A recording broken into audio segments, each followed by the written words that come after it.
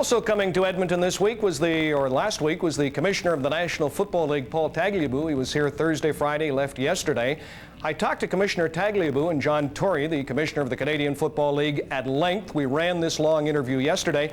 I want to run for you right now a couple of clips from the interview. It deals with stability in the Canadian Football League. Well, our goal was to get on the right track, to have some stability, and to build a foundation going forward into 1998, and I think all of those goals and objectives have been achieved.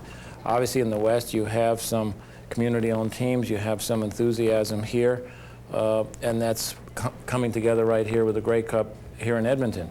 In the East, it's from my perspective, it's a little more competitive, and there are some continuing issues and problems and challenges that you don't have here in the West, but that'll be the focus for 1998, one of the focal points for 1998. Now, it's interesting you mentioned 1998. How long is this commitment? I know there was money involved, a loan. Is there money every year? Is this a two-year agreement? Just what is the situation? The money was a one-time thing, and I view it as almost the least important element of the whole deal. It helped us to stabilize things last year.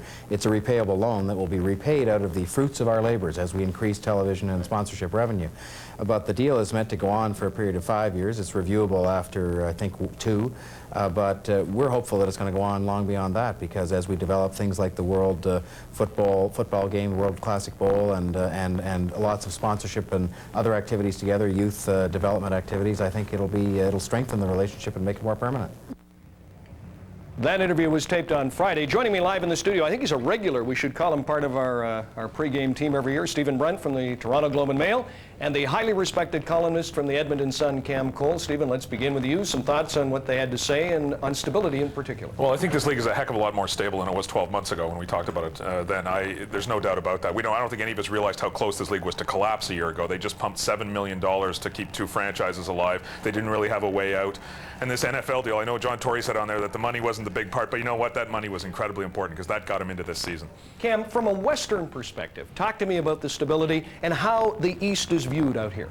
Well, you know, I've had a lot of conversations with people in our business, journalists from Montreal, Toronto, points east, who asked me during important points of the season, why do you write so much Canadian Football League copy in your paper? And I've said, because people care here. It's very important here. It's the fall version of the National Hockey League. There's not an appreciable fall off of interest here over the years. I think you look outside here and you're seeing places where they said we're not going to remove these last tarps. They're gone. They're going to sell these tickets for this game. It's a very vital enterprise here. All right, it means something here in Edmonton, Stephen. You wrote a column, I think, on Friday about smaller is better, and Cam, I want you to address this too, where you said, look, McGill Stadium worked.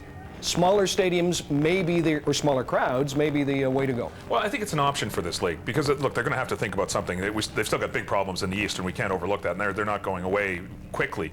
But they tried to get bigger, they tried to expand, they tried to become a big-time league with big-time TV dollars from the United States, and it didn't work for all kinds of reasons that we've covered over the years. Maybe now it's time to think about downscaling it to the point where if you draw 20,000 people a game or 18,000 people a game, you can break even. That opens up a lot of possibilities for places. A place like Hamilton, it'll have an easier deal, but maybe then you can go into Halifax. Maybe you can play at Molson. Maybe you can go back to Ottawa. I think it's an option right now. I don't know if it works, but it's an option. Cam, how would it play out here? Smaller crowds, smaller stadiums. I mean, this is, to me, the best football stadium in this country. Well, it's a terrific stadium, and the fact is that the Eskimos do a pretty good job of keeping 30,000 people here on a regular basis, and it's difficult to conceive of a league where every park is smaller and less vital than this one. And I'm sure that it would work in some places. I'm not sure that you could sell that perception in Toronto. And I'm not sure you could sell it here because you've got the stadium. Do you agree, Steve? Well, I don't think you have to sell it here because it's selling itself here. I don't think you have to touch anything out here. And as far as selling it in Toronto, the problem is you can't sell Doug Flutie and the greatest team in history either. So I think Toronto is the conundrum. I think you lose some good people, though, Brian. I talked to Hugh Campbell about this after the Grey Cup last year, and he said, I'm not interested in going back to a semi-pro league. I want this thing to remain a viable professional football league. Why does football mean something in this city, Cam? I mean, I went to grade 8 here. I can remember going over to watch Kwong, Miles, and Bright, but the alumni, the tradition, It's like no other city. I don't think even Regina. Well, there's a sign inside the Eskimo dressing room, and these things tend to be cliches. It says, once an Eskimo, always an Eskimo. And you know, a lot of guys pass underneath that sign every day, and it gets repainted every once in a while, and they change it a little bit, but a lot of these people come back to this community, remain in this community. There's American guys that have come up here. Brian Kelly is the general manager of a car dealership. So is Danny Bass. People who stay in the community and become a vital part of the mosaic in town here. Steve, we live in Southern Ontario. Are the people there finally willing to realize, hey, accept this league for what it is, quit comparing it to the NFL, we've got something that's pretty good here? I don't know, Brian. I think we're a ways from that yet. I think what's going to help is the fact that probably by this spring it's going to be very evident that there's not going to be an NFL team in Toronto for another 10 years anyway. So that will help, because the specter of that will be gone. Afterwards, Hamilton's got to rebuild from grassroots. They've got to sell some tickets. Toronto's got to keep putting a great team on the field and hope that somebody notices. And in Montreal, you know, I still think maybe moving back to the small stadium there means something. All right, they're wrapping me up. Is Lancaster going back to Ancaster? I got to ask this of Cam Cole and maybe of Stephen, who lives in Hamilton. I hear Ron Lancaster, his son, and Danny McManus, it's the hot rumor, could go to Hamilton. Is there anything to it? I can't believe that he would leave this same handshake deal that Norm Kimball had with Jackie Parker, which was, if he screws it up, I kill him. But other than that, he's not going anywhere.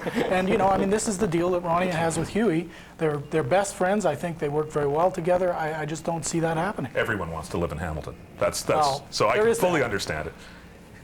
I have no comment. You're speechless. I'm speechless on this one. Hey, give me a quick prediction. I went to high school in Hamilton. I have no criticism of Hamilton. Give me a quick prediction today. I don't think it's going to be close. It's a great story if it is, but I think it's a blowout. I took in my own paper, Toronto by 13, and I think I was being kind. Cam Cole, thank you, from the Edmonton Journal. Stephen Brunt from the Globe and Mail for joining us. And Cam, although Brunt says everyone wants to live in Hamilton, this week everyone wants to be here in Edmonton. This city has done a truly outstanding job.